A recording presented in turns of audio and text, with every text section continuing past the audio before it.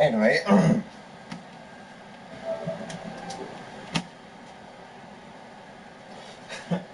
anyway,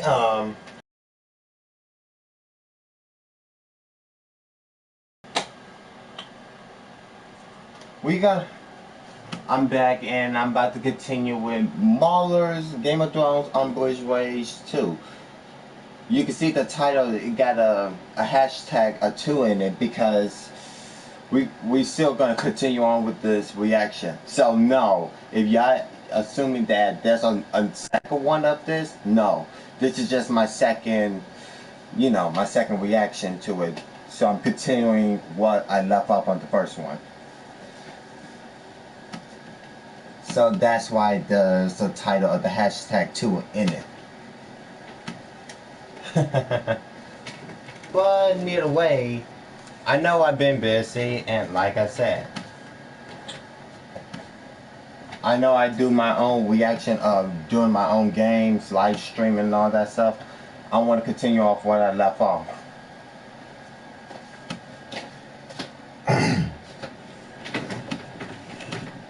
Anywho, let's get into the video.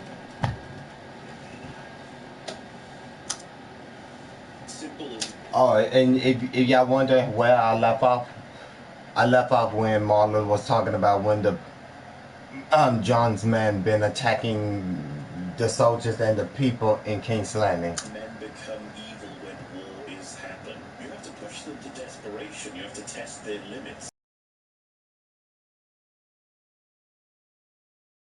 This is the kind of time the Northerners should be fucking protesting the rape and pillage of the people of King's Landing, because these people are innocent. This is not justice whatsoever. The idea that these men fought for the life of the realm, all of the peoples of the world, and won, only to then begin murdering and raping these same people while they scream, fuck off. And then we have Jon Snow watching all of this, seeing a fucking Lannister soldier helping the public. What are you doing, show? This isn't remotely subtle, consistent, or poignant. You've cobbled together a rushed vignette to try and garner appreciation for your oh-so-in-depth thoughts about the nature of man, and it's fucking embarrassing. One of the Northmen is just so into the idea of rape that when he's faced with his king in the fucking north personally telling him to stop, the guy tries to punch Jon so he gets stabbed. To clarify, he is so desperate to rape this person that he will die for it. Like I said, this is fucking embarrassing. We then see more shots of Cersei staring. She isn't hatching any kind of plan, she's just sort of standing there. Oh, there goes the Tower of the Hand. Euron, having been blown out of his ship, manages to swim to the exact same secret shore as Jaime, at the exact same time that Jaime was heading into the Red Keep to save Cersei. Euron believes that it's all over, and so he would like to kill Jaime because fuck it, why not? This is so monumentally bad for so many reasons that I often think that there isn't just one scene I could ever pick as the worst for writing in this pickled abortion. So let's explore why. Do you remember the Battle of Blackwater Bay? Season 2. Sir Davos is sent flying into the bay thanks to an explosion of fire, and eventually we find out that he washes up on some piece of rock that is so far away from King's Landing that the people who find him are loyal to Stannis, and he's almost dead. Euron is also sent flying into the bay, miles from the city, thanks to an explosion of fire, and eventually we find out that he, in 5 minutes, swam to safety back on shore. I mean, look how much further away from King's Landing he was compared to Davos. What the fuck? He also happened to choose the piece of land that leads to the secret entrance to the Red Keep. And so what does he do when he survives all of this? He demands a fight to the death. We are so fucked in terms of storytelling that cause and effect are downright villains to D&D. Things Pretty just much. happen now, no matter what they mean in reference to the scenes that came before them or after them, and it's a fucking shame. So let's kick on. How the fuck did Euron get here so fast? Look how far he had to swim in what was about 5 minutes at most. How the fuck did Euron swim that distance at all with all of his clothes and gear on? Don't get me wrong, an Ironborn character should be the one to do it, but he's not fucking Aquaman. How did Euron happen to swim to the one patch of land on King's Landing that Jaime was going to be using to get to Cersei? That seems awfully unlikely, doesn't it? Look how fucking big this place is. How did Euron get so lucky that he arrives in the 10-second window that he would need to bump into Jaime exactly? That's pretty incredible. Why is Euron resigned to give up and have a fight to the death? Isn't his house extremely well known for failed rebellions? Would he not make use of one of his less burnt ships and go home? Some of them look untouched in this shot, and fuck, there's a boat right there, right fucking next to it. Like, he would surely just go back to the Iron Islands and regroup instead of saying, oh... But no, he wanted to fight Jaime. The thing is, it doesn't matter, right? Euron is pretty slow here, he's tired, and he's trying to provoke Jaime, sure, but Jaime is singular in his goal, and he's more than able to simply run away from Euron. And hey, Jaime is pretty smart, he's not gonna fuck up and start a brawl with this walking disaster for no reason, right? He is trying to save the love of his life, so Jaime wouldn't be swayed whatsoever. I fucked the queen. Children are not their father. Be a dragon. You have a gentle heart. Gregarian, alone in the world. It's a terrible thing. You don't want to wake the dragon, do you? And...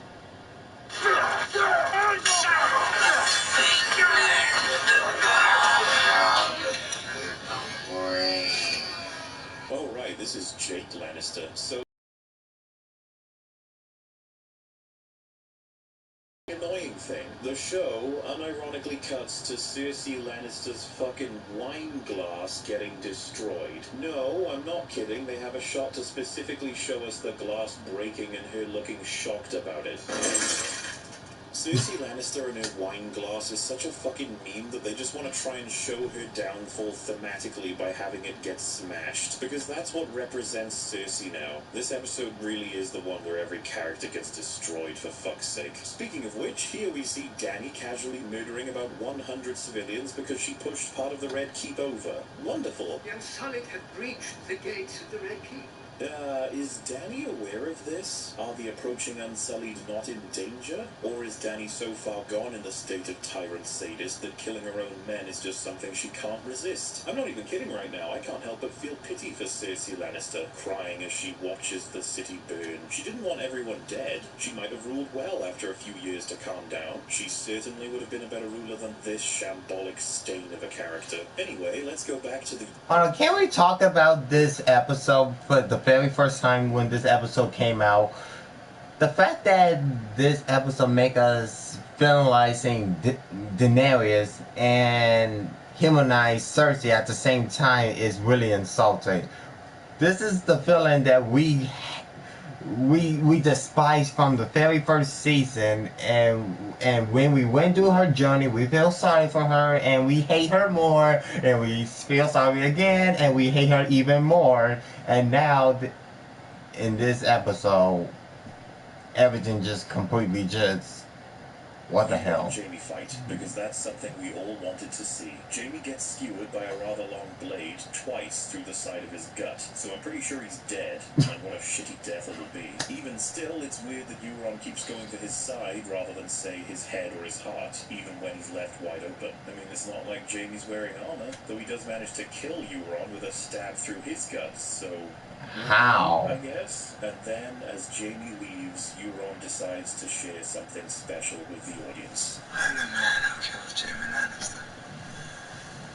What the hell does Euron even think he's accomplished here? Yes, he wanted to kill Jaime Lannister, I think, but Jaime doesn't have his But sword. Euron was... He's nowhere near the warrior that Euron knows him as. Euron even recognizes this. We fought well. for a cripple. So why the fuck are you so proud? And this actually brings something else to the surface. Why did Euron get so fucked in this fight when he's been shown to be pretty damn good at fighting in general? I know, right? Injured. On the other hand, Jaime is so utterly self-admitted to be useless these days that this whole thing was downright awkward to watch. The choreography is once again just garbage, wild swinging combined with quick cuts from the camera and rolling over each other. And fuck, I'm still questioning why they're fighting each other in the first place. But yeah, this is the end for Euron's character character, and he seems happy about it. Nobody would even know that it was Euron who killed Jaime when this is all over, since nobody is fucking here, so why is he so content? Was this fight really just for him? It's just really interesting that he goes to the grave smiling because he's killed a crippled Jaime Lannister, when just last episode Euron shot and killed a fucking dragon. You'd think that one of those achievements might outweigh the other, but no. Either way, I guess his arc is complete. He wanted to fuck the queen and kill Jaime Lannister, though he does get several thousand points for fucking annihilating the sand snakes. I apologize for reminding you of those moldy bits. Okay, look, I understand a lot of people hate the sand snakes, and I don't disagree. But come on, do y'all really hate the sand snakes that really much? I understand what they did is just ugh, but damn, it was not that terrible. Though I guess congratulations are in order. Well done, D&D. You completed the arc of one of the shittiest characters in the entire show. We then cut to the Hound explaining to Arya that she doesn't need to kill Cersei because Cersei will die anyway, and that pursuing revenge will make her end up like the Hound, dead, consumed by vengeance, even though Arya has successfully achieved vengeance from the moment she committed herself to it, and the idea that Cersei would die in general would never put her off because she wants to be the one to do it. That's the whole fucking point. I hate Arya at this point. I mean, like, I was so angry that she killed the Night King, and the fact that her character keep flipping on a dime is just, oh Jesus Christ, fucking hell, she became insufferable. The funny part is that the Hound has killed nobody on screen for the sake of some family revenge that we're aware of, while Arya has wiped out possible hundreds at this point. I think we know who the expert is, and the idea that Arya is being convinced to give up on her entire journey culminating in the execution of Cersei Lannister, completing her list and avenging the Starks because the Hound said it might get her killed, is possibly one of the most rushed and derpy aspects of this episode. She is the motherfucking god of death at this point. She killed Satan, but nah, she just fucks off. Okay. The Hound then meets up with Cersei, Qyburn, and the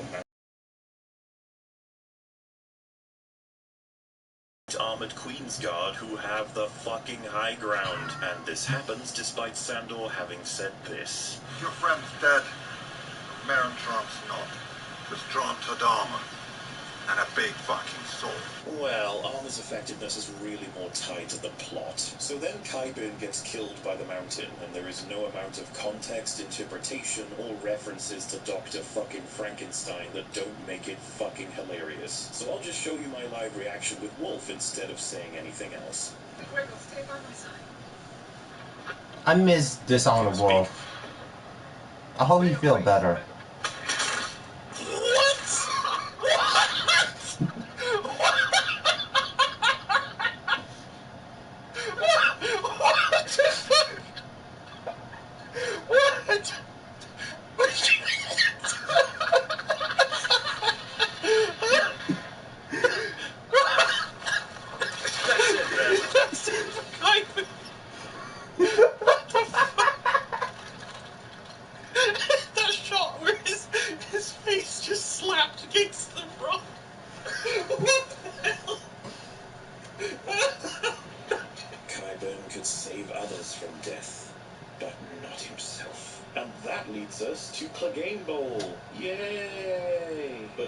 That is one of the worst fights ever. Thus, she carefully tiptoes past the Hound, and he just sort of lets her go.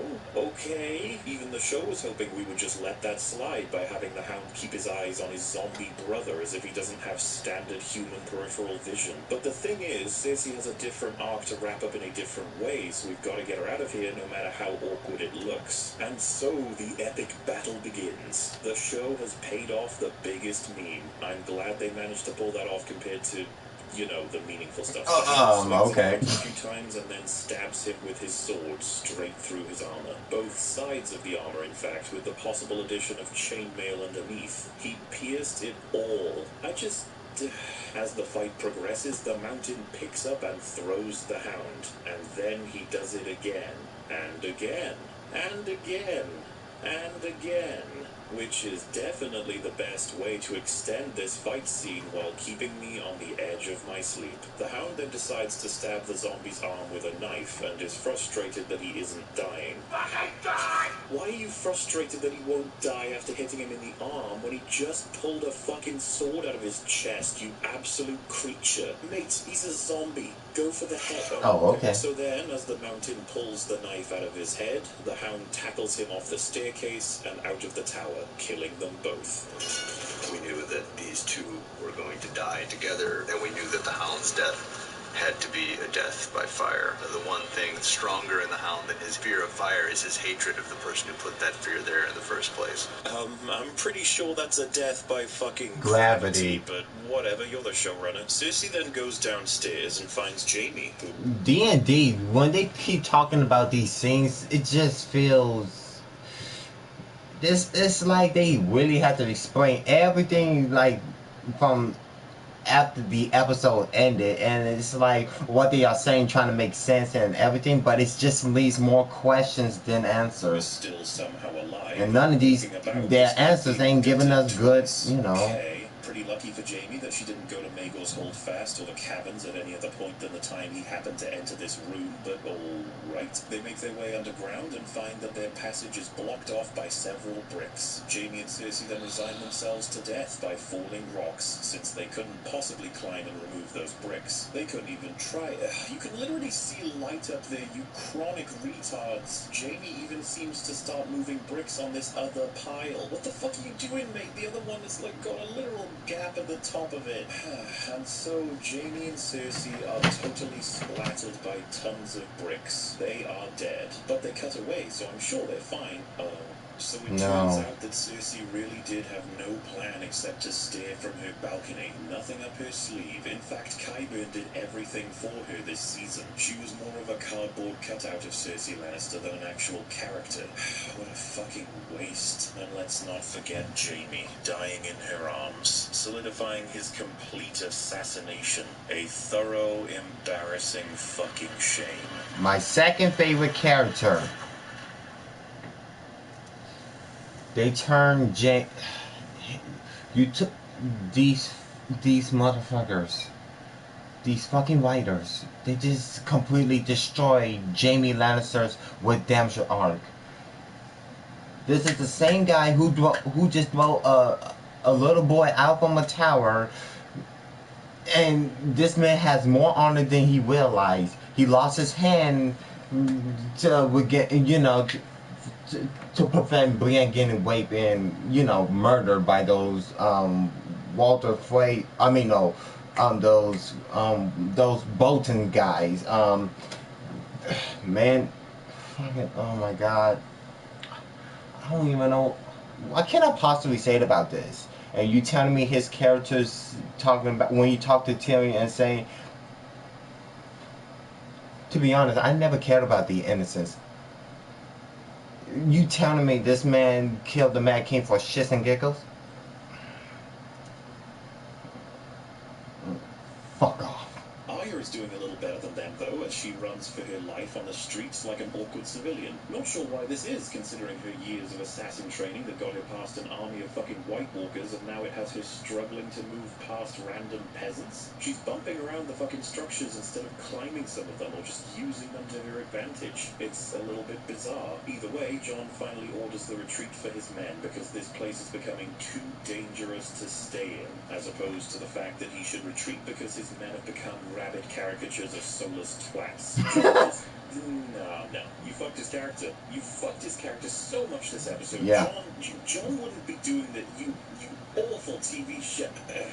You know, you can't help but feel just a little bit hollow at this point. What happened to this show? What happened to my wonderful characters? My beautiful intertwining plot lines and my detailed, immersive, and thematically sound world building? It's all fucking dead. Arya is then obliterated by rubble. She is dead. I really wish Arya died. Trigger warning to the Arya fan base. See, told you. She then moves around the area and spots it's like about to fall on her, and so it's like she got plot armor like through the roof. Stupid enough. And and so she is obliterated by rubble again. She is dead. But we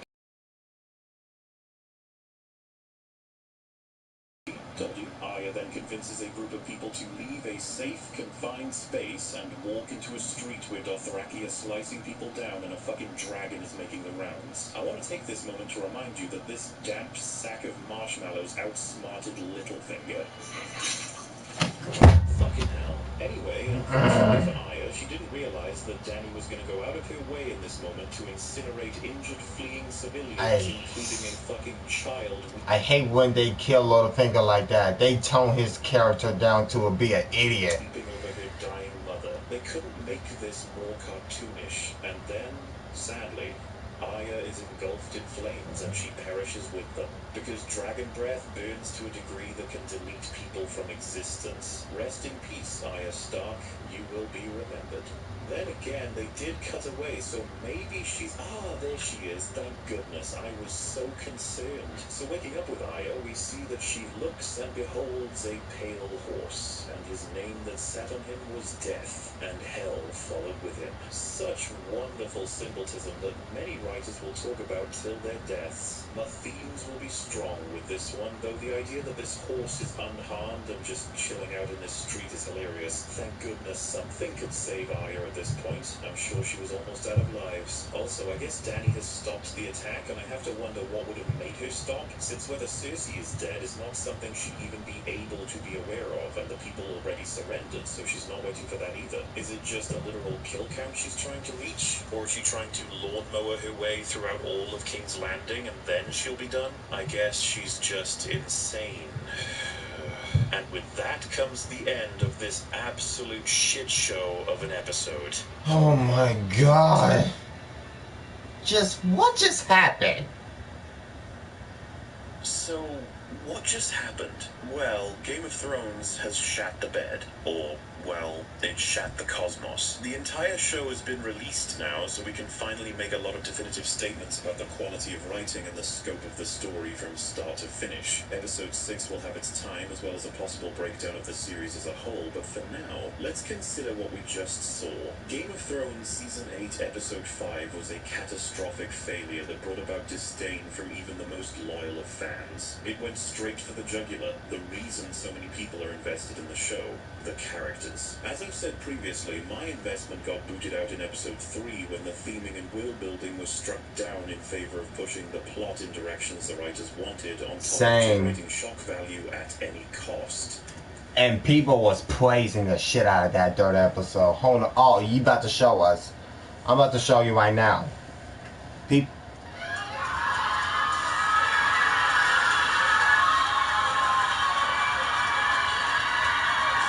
Following that, in Episode 4, many had their interest snuffed out once the plot was torn to shreds in order to push certain characters into certain situations, as well as dealing with insane contrivances all around. And all of it was to prep the characters for slaughter. A lot of the themes of this episode are very much dead on arrival, that there is a beast within us all, that we all have a breaking point, and ultimately drawing these lines of good and bad is far more complex than we were led to believe, which is interesting because some of these have been nailed in extensive character journeys already in this show, some of which have been ruined this episode. But the horrors of war showed us that we shouldn't even bother caring for the Northmen, as they are no more noble than Walder Frey. The idea that a beast is within every man is not something the showrunners have committed to previously. There are many altruistic characters, not to mention that this very episode... I want to ask y'all, who's your characters in this show was completely got one for y'all? I want to know y'all opinions about who character got one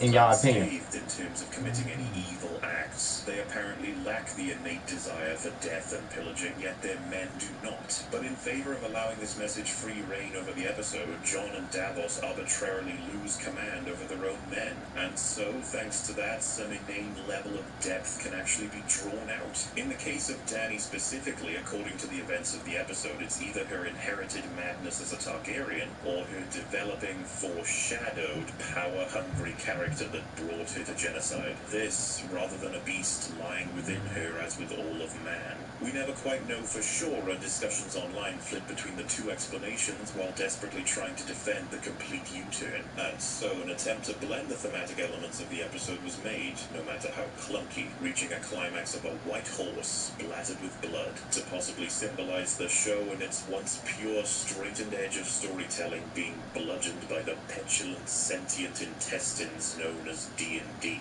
So let's break it down.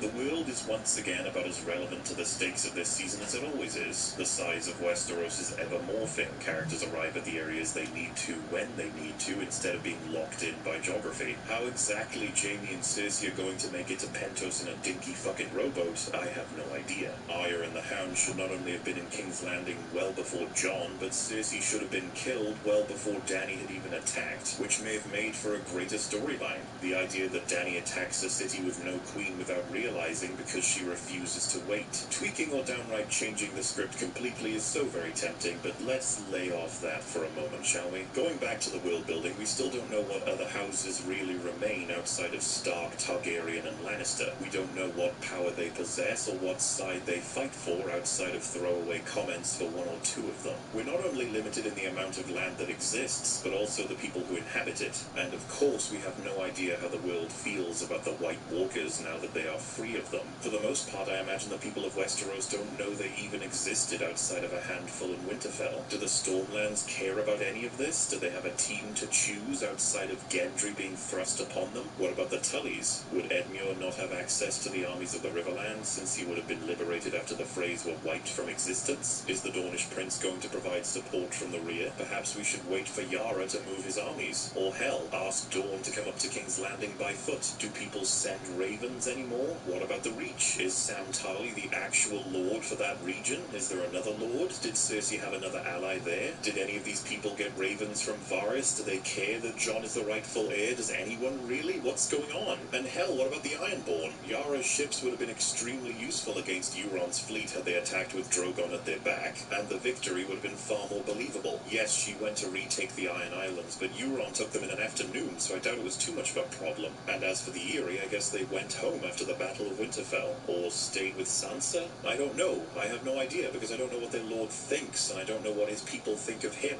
Speaking of which, the people of King's Landing is still in no position of revolting against Cersei for some reason. Yeah, I'm gonna say, I was wondering about that. The world building is completely, it's all in, just leaves more fucking questions than ever. How King's Landing is now voted to Cersei, against Cersei, I have no idea. I mean, like, despite how many I mean, like, from season 1, and you know, those kids, Whopper's rebellion's kids, and how many people he slept with all those women, and when all those kids got killed, drowned, the blowing up the cell, the guards killing those people in that Wyatt when they throw shit at Joffrey. I mean, the fact that they even revolt at him, I mean, the family is beyond me. Apparently repercussions are just not relevant unless they serve certain people's ideas. As far as we can tell, the people are almost pro-Cersei. Perhaps it's because of the frightening golden company she's brought to their shores. You remember their numbers being extremely threatening, right? 20,000 men. Yes, Your Grace. Horses. 2,000. So 22,000 units. It sure looked like it when you were fleeing from a dragon you were apparently unaware of with your remaining handful of men after losing, what, a few hundred? Samwell fucking Tarly killed more people than the entire Golden Company. A fucking boar killed more people than the entire Golden Company, for fuck's sake. Where are the 2,000 horses, though? I saw fucking one. How do you fudge numbers this hard? Then again, no army is consistent whatsoever in this show. Why even have them as a faction in this story? From a writing standpoint, but they kept them as if they want them to be a fucking meme. Like, who is Harry Strickland in the show, is he the leader of the most badass sellsword company in Essos? Or is he some cowardly asshole? Like, why did they bother to have him portrayed like an idiot, slobbering and hobbling away before being taken out by Grey Worm? Which is another thing, what did Grey Worm have to do with him at all? Why did he need to be the guy who skewered Harry Strickland? Like, they made him as fast as the Dothraki in an attempt to have that moment. Speaking of the Dothraki, they've been lovingly restocked, and they actually seem to make a big difference, unlike the Unsullied, who are essentially represented by Grey Worm alone and his piss-boring choreography. For some reason, armor means less than shit now, and there's no swordcraft to behold either. You don't even get the good old flashy but dumb stuff. Like, look at this. Jon Snow kills Lannister soldiers because they walk right up to him, he counters their swing and hits them on what I can only assume is their armor, only for them to die. Okay. The Hound does the same thing. You don't see no blood on his sword. The armor without taking a scratch of damage, despite them having the mighty high ground. But then he forgets those benefits once he comes against the mountain. He ends up wailing on the plate itself, only to then stab right fucking through it. Why couldn't you have given him Valyrian steel just to make it slightly more believable? I miss better times. Your friend's dead. Meryn Trant's not. There's Trant had armor. So, how about them dragons? They're looking pretty powerful now. The breath is not only fucking infinite, but it breaks apart castles in split seconds. And so, it makes you wonder why the Night King didn't just send the zombie dragon in to open the fight with a suicide run on Winterfell, and leave the castle vulnerable to a major on-foot attack, destroying a huge portion of their defenses. I mean, fuck, one fucking dragon burns the entire city. For some reason, Dany did a more passionate cleanup of innocent women and children than the army of the undead. Unlike the fire washes bricks apart, but when it comes to people, it sets them on fire so they can run around screaming for a bit. I guess flesh is stronger than stone now, unless they decide it's not, and you get vaporized by the fire if you're a person. I love how much consistency there is to this. It really helps me understand the stakes. God damn, the Iron Fleet were unironically worthless compared to the previous episode. I'm not sure what we're meant to make of them as a whole, other than a shifty plot device led by the world's most unappealing and obsessive mollusk. I guess the conclusion there is that the rules in relation to the world are all fucked. Tyrion spent 2 seasons telling Dany not to attack King's Landing to prevent the civilian casualties, but as we saw in the fucking episode up until the bells rang, she had complete control in about 5 minutes. She obliterated all of the city's defenses and had Cersei in the palm of her hand. If she hadn't proceeded to go mad, it would have been one of the greatest victories in the history of Westeros. A clean removal of the current tyrant and an installation of one that recently saved everyone from death personified. Dany achieved that with 1 dragon. She could have done this at the end of season 6 during the time it took her armies to travel across the ocean. She intended to use the power of the Unsullied, the Dothraki, the Dornish, the armies of the Reach, the Iron Islands, the North, and the Riverlands, but it means fucking nothing. She only needed Drogon. This makes so much of the squabbling amount to nothing. This could have been completed before Jon even came to see Dany. It's utter garbage. Think about this for a second. Jon doesn't even consider waiting on telling his family the truth about himself, and as a result, Varys doesn't hesitate to decide that Daenerys is a lost cause, despite the fact that Missandei just died and Daenerys hasn't actually done anything yet. She trusted her advisors for 2 seasons about King's Landing, and the first time she commits to this plan instead of theirs, they give her the old stink eye. Oh, wow. Hers results in the least death possible, at least until she goes all Hitler on us, which I guess in retrospect makes Varys' actions totally reasonable. It's all so fucked. God damn, when you put it like that, it just make it worse. Oh my She god. out Cersei at the end of season 6, and the rest of the show could have been about the White Walkers taking over the world and everyone having to band together to stop them. But nah, it's like I said, nothing is right in this episode.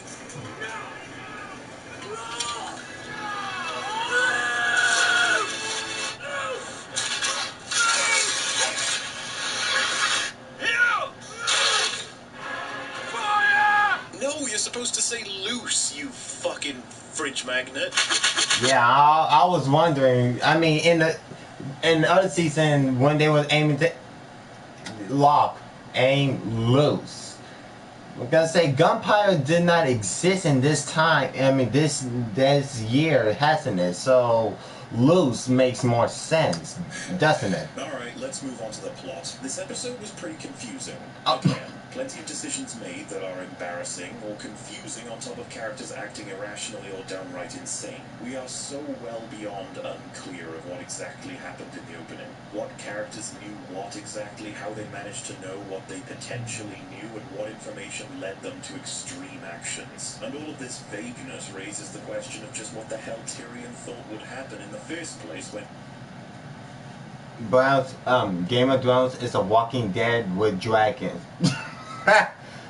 telling Varys that Jon Gotta is be. the true heir. You look back and you wonder why he would even bother. What did Tyrion expect? Did he just want Varys to say, oh wow, neat? Skipping forward, you then get the insane placement of the armies, both the good guys putting themselves in a blatant position of immediate death, and the bad guys choosing not to capitalize on it. Like, look, they could literally, you could throw something. Gravity is on your team here. Then there's how people are moving in or out and how or why. All of it is very hard to understand logistically, and you know that they don't use many angles in order to avoid answering any geographical questions. For example, this Northman is trying to control the area surrounding King's Landing, and yet he walks off to talk to his superior, and we don't see him again. Why even bother stopping them in the first place if you just let suspicious people go anyway? It becomes very obvious that this scene exists solely to tell the audience that Arya and the Hound have not yet made it into King's Landing. The writers know the audience might think otherwise, since they should have been here long before the Northmen. Regardless, we're already aware that the blockade set up by the Northmen didn't do shit.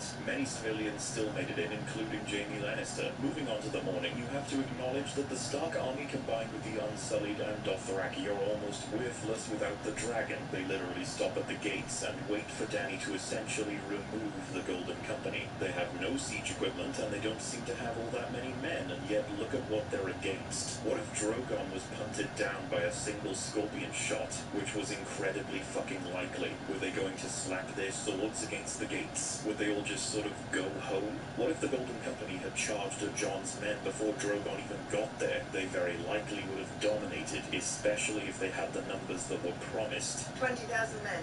Horses. 2,000. Kind of forgot.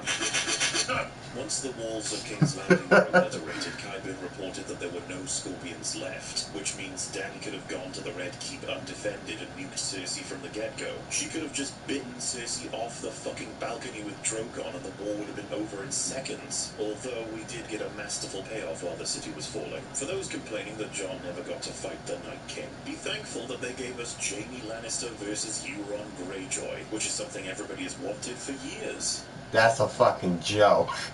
Seriously, who the hell wants Jaime Lannister versus Euron Greyjoy? Fucking crazy dumbass. And then we reached the whole Arya running in the street thing. The reason we decided to follow Arya out of King's Landing and to see the fall of King's Landing through her eyes is you just care a lot more when you're with a character that you care about. So if we saw a lot of extras running around and buildings falling apart, it might have been visually interesting, but it wouldn't have had much of an emotional impact. So we followed Arya because she is someone we care about, implying that we wouldn't care about the event with the women and children getting raped, horrifically murdered, and incinerated without her. That's fucking actually stupid. insane. D&D seem to think that we really just don't care about these people, or that we would need to be manipulated in order to care about them. I guess that should give you some insight into how much D&D care about civilians and why it was so easy for them to write that Dany killed them all. Also, if you need a POV character to follow in King's Landing, you don't use Arya. She spent very little time in King's Landing, and she wants all of the people there dead to a degree. Why? Not to mention that we are very unclear about her values on life at this point, and Arya's plot armor is thicker than any other characters. So, are there any other candidates? Well, what if we followed Shoot, if I was writing this, I would say if they don't want to make her kill Cersei, why about do it like this way? Instead of killing, Cersei, she goes back and tries to get up out of there, and she's seen all the people are dying and everything, and all her abilities and training means no avail, and she ends up getting killed and burned.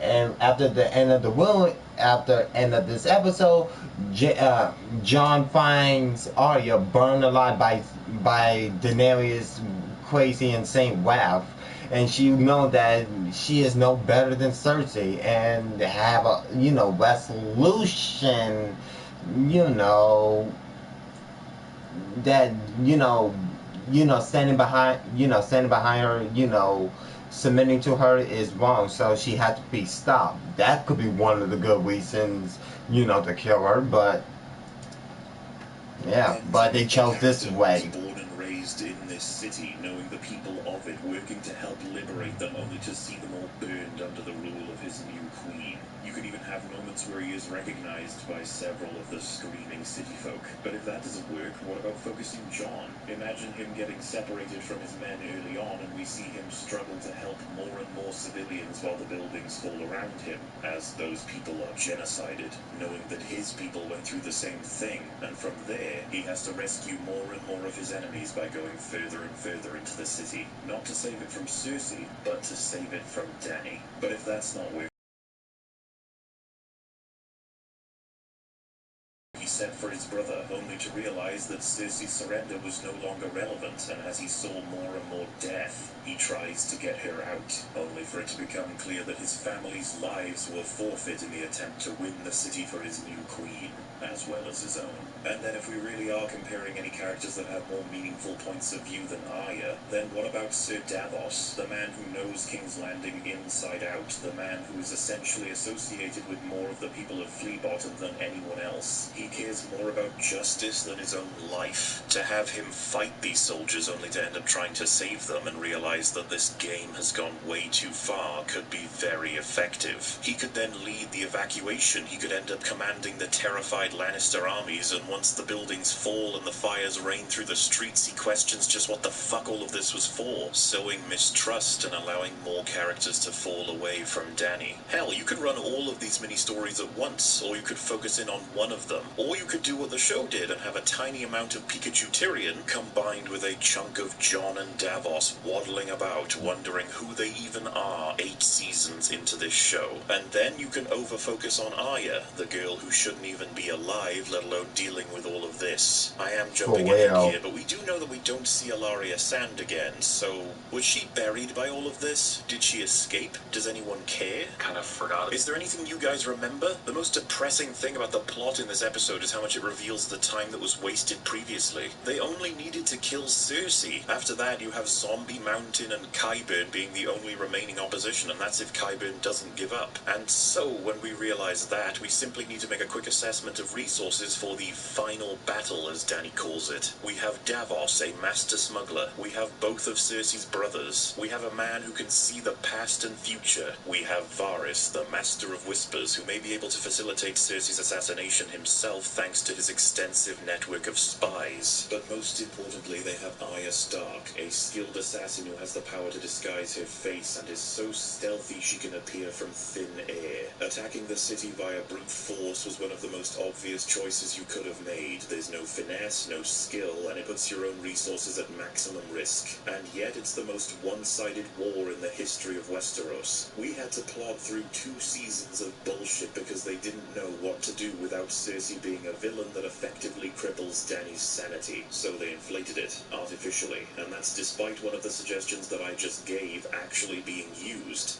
Almost. Arya does intend to assassinate the Queen herself, ending the war, but she doesn't let anyone know that plan outside of this random guy. She allows her family to put themselves in great danger. It's almost as if she is completely unaware that they want to attack Cersei while she wants to as well, as if these stories don't take place alongside each other, in the same world. Speaking of which, Dany and Jon's alliance allowed them to defeat the Night King and Cersei Lannister together, even though Dany's forces were essentially deleted during the Night King fight, and Jon was not required to defeat Cersei whatsoever, and so these interactions are very satisfying for the audience. It's so incredible to see all of these plot lines intertwine and lead to nothing significant, which is essentially the point. The plot is fucked. We got quick cuts to save people's lives, extreme contrivances, bungling payoffs that have been built for a near decade, while providing payoffs payoffs that not one grimy soul on this fucking planet wanted. Plot armor is through the roof and below the fucking basement throughout the episode, depending on what the plot wants. People have unironically argued that Euron mistook the dragon for a bird, and that's why Dany was able to defeat the Iron Fleet this time around. These people are fucking desperate to fix your shitty script. Also, did Bran know what was going to happen in King's Landing and he just didn't care enough to say anything to anyone? Is Bran a secret cunt? Speaking of which, let's get to the characters. This one's gonna be rough. It feels like I'm writing a full movie review at this point. Shit, it feels like it, doesn't it? Shoot, you made this video 2 hours, bro. I'm pretty certain enough. There are some characters who won't turn up in this summary, but that doesn't mean they weren't fucked or cast aside in some way, shape, or form. I don't think any character managed to survive this shit show without damage, so let's talk about them from least fucked to most fucked. I'm pretty certain enough who is the most fucked up character got ruined. But let's get into it, and I'm gonna show y'all. Euron Greyjoy, what a wonderful character. His purpose is to teleport when needed, have incredible skills when needed, and to lose the ability to shoot a giant flying fuck-off Godzilla monster when needed as well. He has to ferry more soldiers and more resources when needed, and essentially be Cersei's bitch all because he wants to fuck her. He also had a small back and forth with Jaime, implying that they may have some form of a conflict, and his story ended with fucking the Queen and killing Jaime. Sort of. So I guess that's great for him? I suppose it's a pity that he's a one-dimensional Tismic meme for most of his dialogue and his presence in general. He doesn't even seem to be from this era. He's like a cringy pirate that found a time travel machine and used it for a fucking joke. But it's not like his writing doesn't have issues. Euron Greyjoy, the man who killed Balon Greyjoy, captured Yara. Oh shit. Be doing something. Oh crap.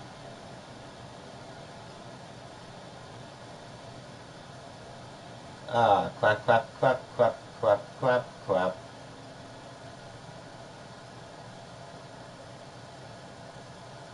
Ferry more soldiers and more resources when needed, and essentially Greyjoy captured Yara Greyjoy and tormented Theon Greyjoy, had no conclusion with his family. He's not made aware that Theon died, and he's not made aware that Yara is currently retaking the Iron Islands. So the element of Greyjoy about Euron is out the fucking window. It's almost like his family and his position and his wants and needs in the story are completely fucking irrelevant now because he's being used as a tool by better characters. He doesn't even seem to care that his child is dying. What a worthless fucking fuck, I just realized that Yara doesn't even react to Theon's death.